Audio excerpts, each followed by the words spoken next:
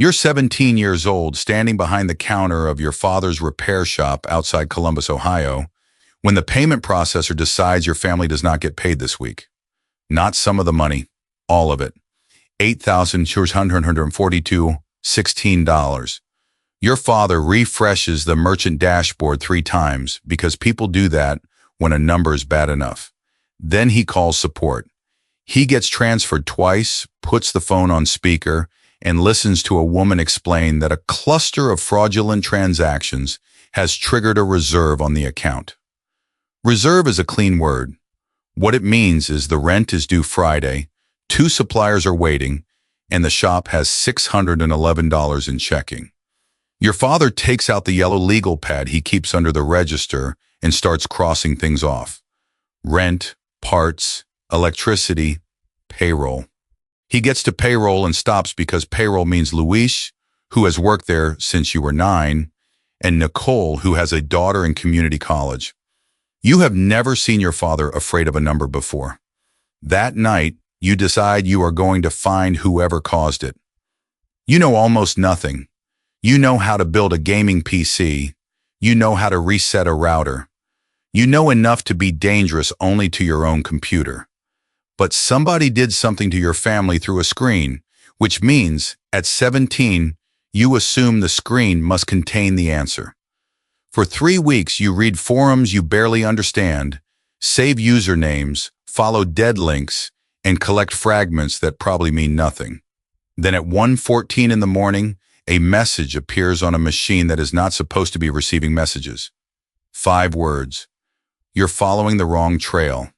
You stop moving. A second message arrives. The shop is on Broad Street. Then a third.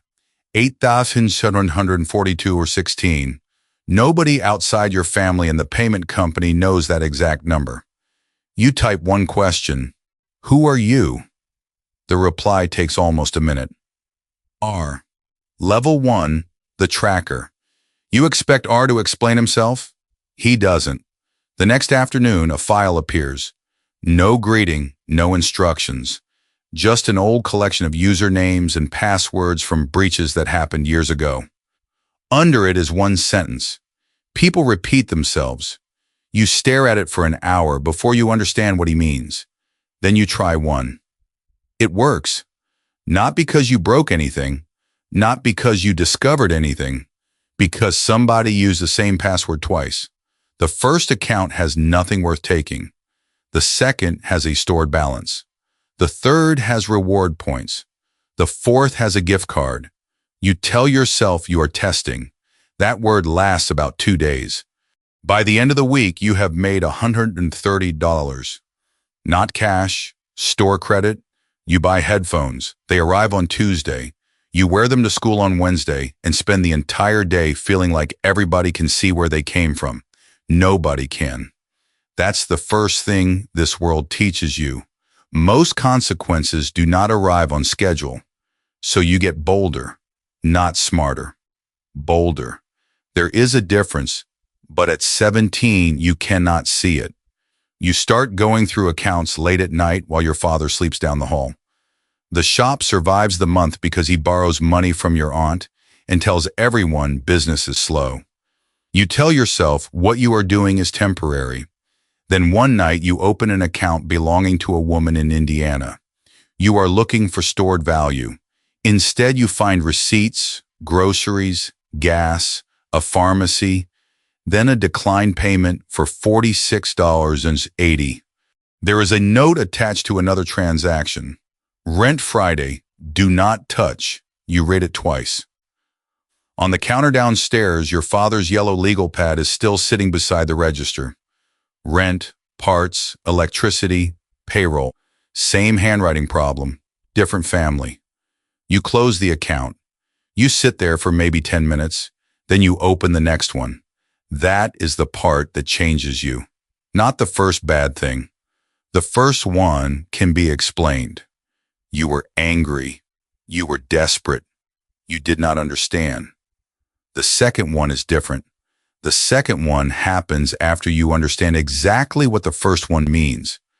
By 18, you have stopped thinking of yourself as a victim You have a handle now.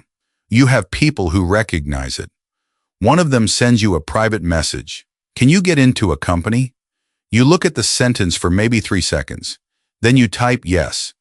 You have absolutely no idea how. Level 2, credential runner. It takes 4 months. The company's boring. That's what surprises you. You picture something dramatic. Servers blinking in a locked room. Security teams watching maps. People in headsets. What you find is a regional packaging company with 63 employees, 3 warehouses, a shared drive full of invoices, and a manager who names every spreadsheet final, even when there are 6 newer versions. You spend months getting somewhere you were not supposed to be. Then you get there, and you have no idea what to do next. You can see payroll, vendor records, schedules, contracts. You can see enough of the company to understand that you are standing inside something valuable. You just do not know what valuable means. So you wait. A week becomes 3. 3 becomes 5. Then R appears for the first time in almost a year. One message. Stop thinking like the person who uses the door. You ask what that means.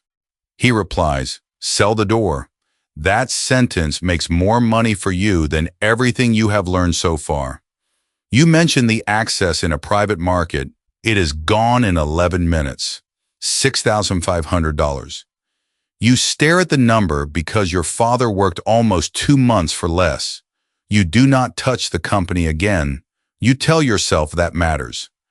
6 weeks later, you see the company in the news. Operations stopped for days. Orders delayed. Employees sent home.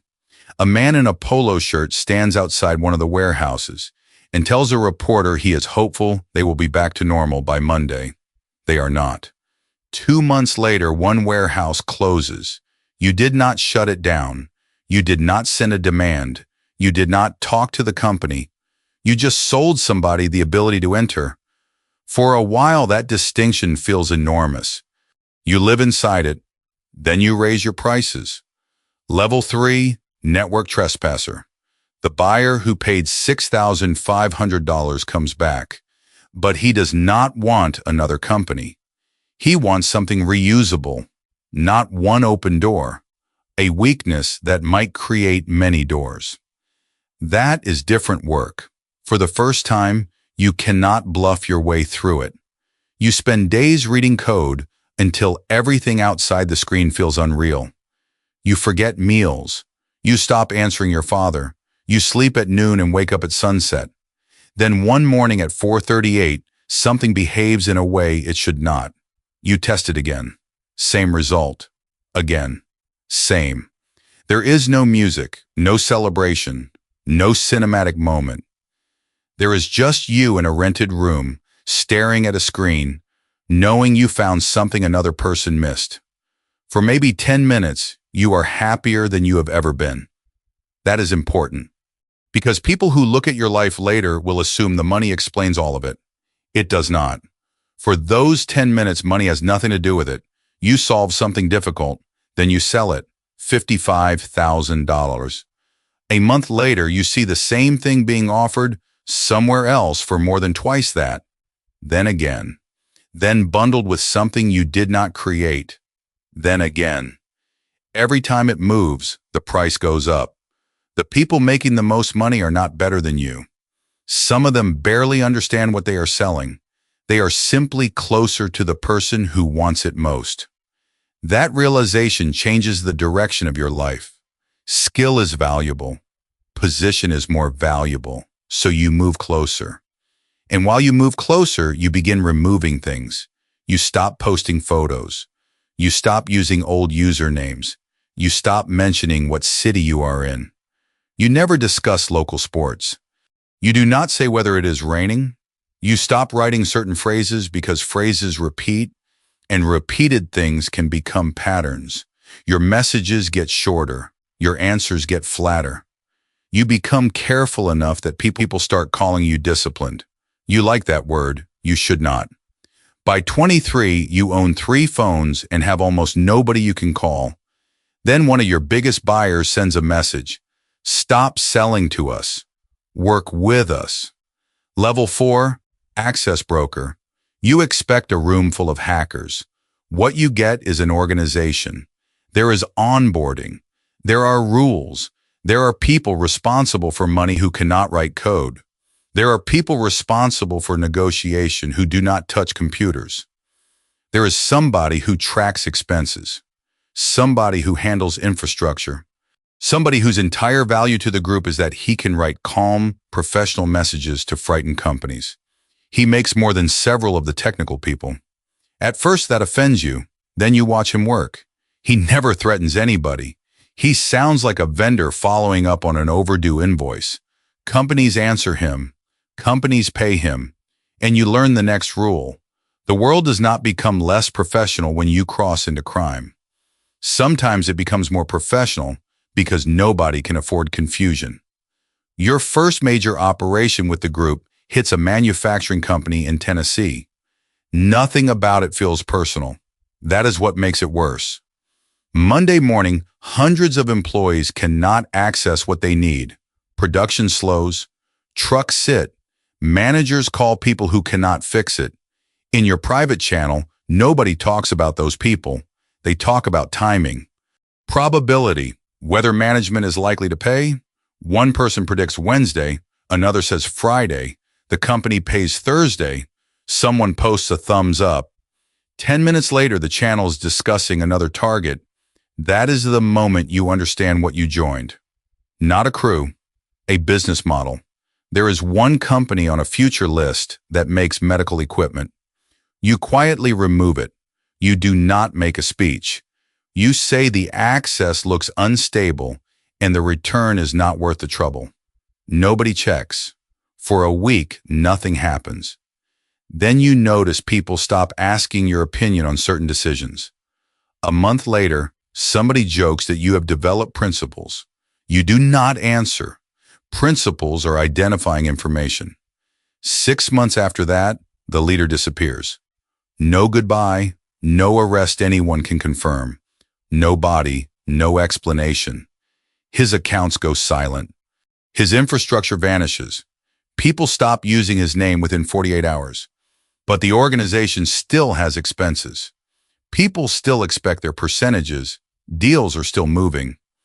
So there is a call, and slowly everybody starts asking you what happens next.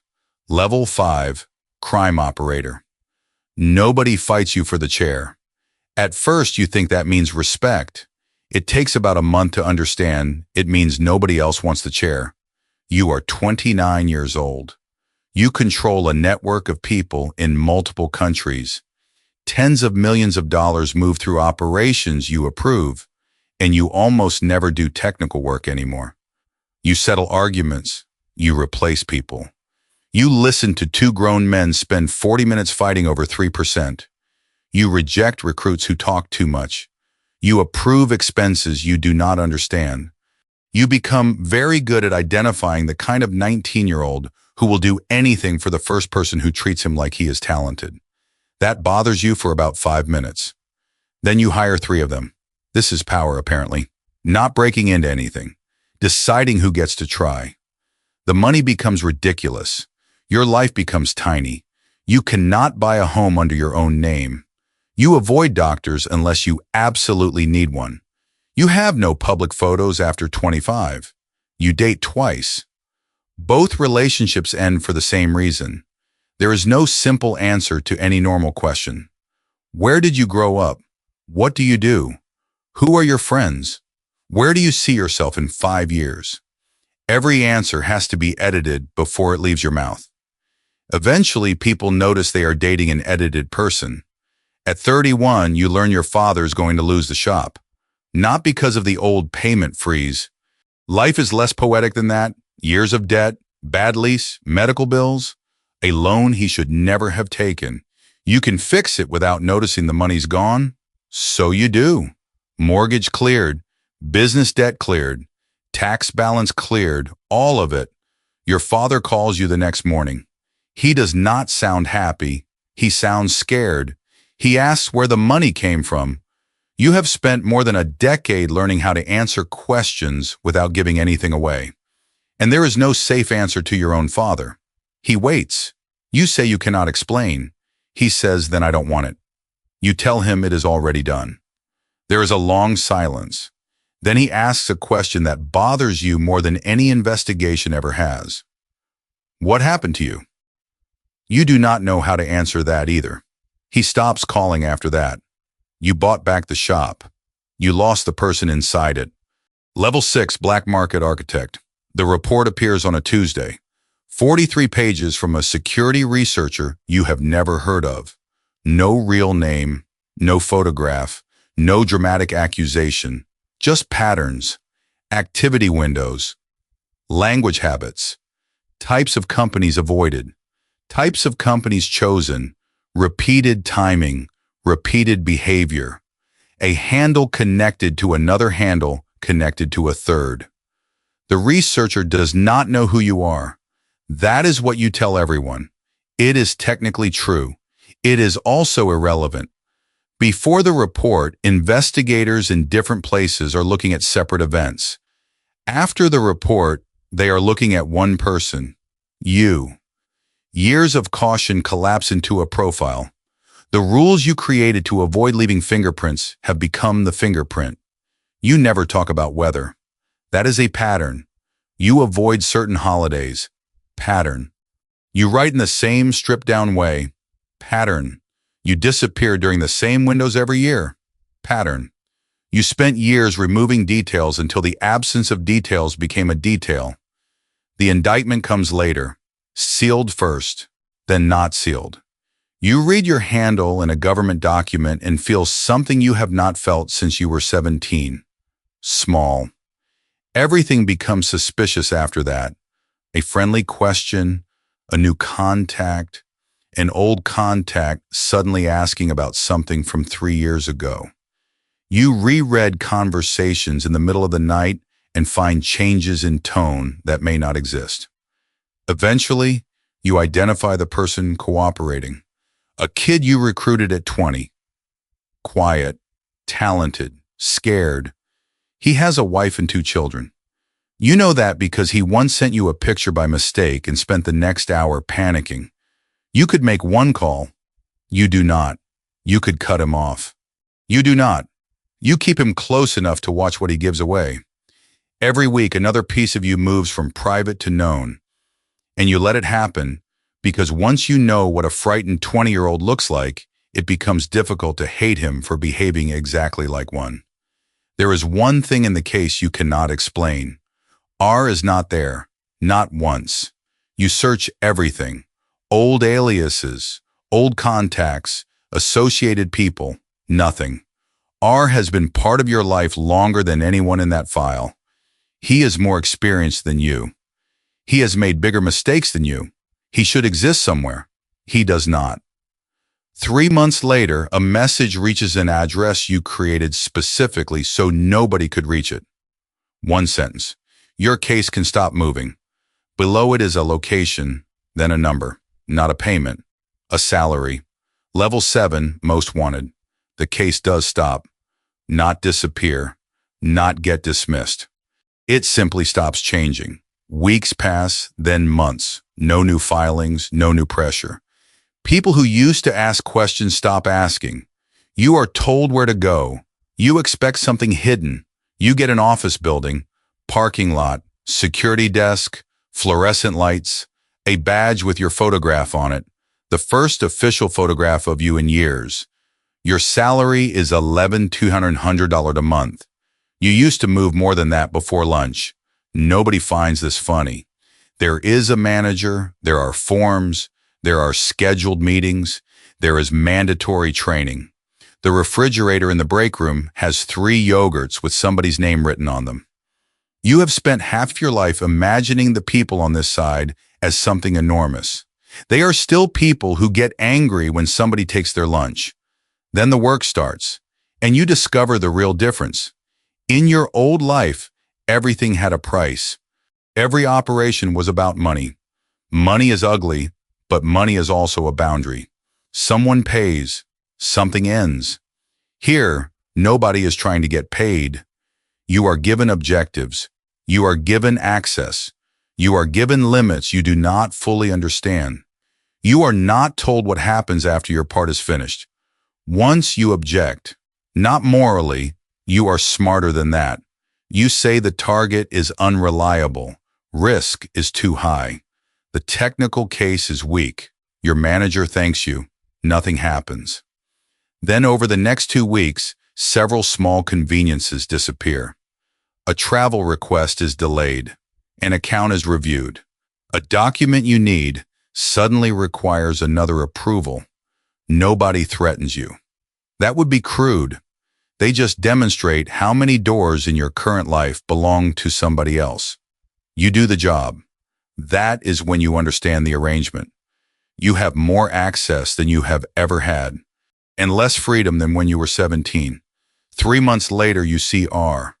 Not online, not as a letter, in a hallway, gray hair, coffee in one hand, badge clipped to his belt. You know him before he says anything. Some people live in your head long enough that recognition does not require a face. You stop walking. He looks at you, smiles once. Took you long enough. Then he keeps moving. 4 words. 20 years of questions. You search the internal directory. There he is. Full name, middle initial, office number, years of service. R was inside the system before your indictment. Maybe before the report, maybe before you ever heard from him. That thought changes the shape of your entire life. Level 8, state asset. You stay for 4 more years. Not because you want to, because leaving a machine is harder once the machine has filed you correctly. Eventually, you decide there cannot be another level. That is the first thought that feels like freedom. You do not want more money. You do not want better access. You do not want to know who sits above your manager. You want there to be nobody above you at all. It takes 11 months. Most of it is boring. Paperwork, legal structures, dead ends, careful goodbyes that do not sound like goodbyes. You abandon more money than your father will ever know existed. By the end, there is no clean way for the man you are becoming to use the fortune earned by the man you were. That turns out to be the final joke. You spent half your life becoming rich enough to buy anything, then built a life in which buying anything creates evidence. There is one thing left. Your first laptop, the machine from the shop. You kept it through apartments, countries, names, and years. You told yourself it was sentimental. That is not true. You kept it because it contained the only question you never answered. Why you? Before destroying it, you opened the old records. You are not 17 anymore. What took you 3 weeks to misunderstand then takes you less than an hour now. The fraud that froze the shop's money was not random. The pattern is too clean, too contained, too specific. You follow it backward. One old identifier, one reused piece of infrastructure, one timestamp that should not matter, then another, and finally a signature you have seen in 100 places without ever seeing it directly. R. You sit there for a long time. 8, 42, 16 hours. That number wrecked your father's month, nearly closed the shop, changed the direction of your life. To R, it was nothing. And that is when you finally understand. He did not want the money. He wanted to see what you would do when it disappeared. Would you complain? Would you give up? Would you wait for an adult to fix it? Or would you spend 3 weeks chasing something you did not understand simply because you could not stand not knowing? The fraud was not the crime. It was the interview. R did not find you afterward. He was watching before it happened. You were not recruited because you chased him. You chased him because he had already decided to test you. Every level after that suddenly looks different. The first file, the first buyer, the first introduction, the organization, the case that somehow stopped. You cannot prove he designed all of it. That would almost be easier. You can prove only the first push. Sometimes one push is enough. You destroy the laptop, then the drives, then the old phones, then the last copy of the handle you used for almost 20 years. You leave with one bag. A few months later, you are living under a name that has never done anything interesting. That is the point. You rent a small place. You pay cash where you can. You own almost nothing. One afternoon, you buy a cheap phone still sealed in plastic. You open it yourself. New number. No old contacts. No accounts. Nobody should know it exists. For 11 days, nobody does. On the 12th morning, it vibrates on the kitchen table. One message. Now you know why I chose you. You read it once. Then again. Outside, somebody is backing a truck into an alley. A dog is barking 2 buildings over. A normal morning. You look at the phone, then at the yellow legal pad on the table in front of you. You bought one without thinking. Same kind your father kept under the register. At the top of the page, you have written your monthly expenses. Rent, utilities, groceries. Nothing else. At 17, you thought power meant finding the person on the other side of the screen.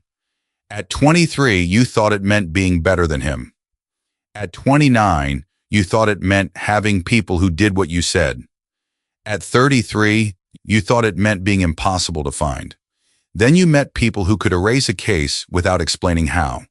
And for a while, you thought that was power. Now you are almost 40, sitting in a quiet kitchen with enough money hidden around the world to solve every problem your father ever had. And none of it can answer one simple question. If R can still reach you, did you actually leave? The phone vibrates again. You do not pick it up. Not yet. You put your pen down. And for the first time since you were 17, you decide that not following the trail might be the only choice you have ever made entirely by yourself.